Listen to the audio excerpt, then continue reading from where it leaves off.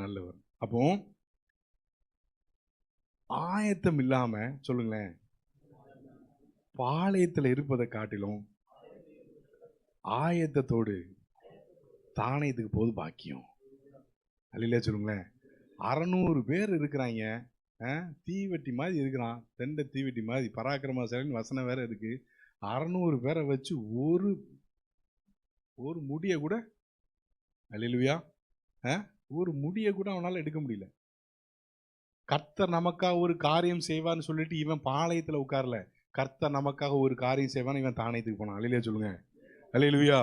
இவன் சொல்றதும் ஆண்டவரை இழுக்கிறான், இவன் போறதும் அதுக்காக போறான். அதனாலதான் கர்த்தர் அங்க ஒரு பெரிய காரியத்தை, அல்லேலூயா சொல்லுங்க.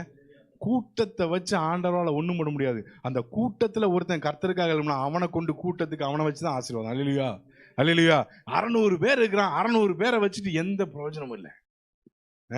அப்போ எனக்கு ஆரம்பத்துல ஒரு வார்த்தை ஆண்டவர் மனசுல போட்டார். பக்கத்துல சொல்லுங்களேன், பிரதர் துருப்பா இருங்க.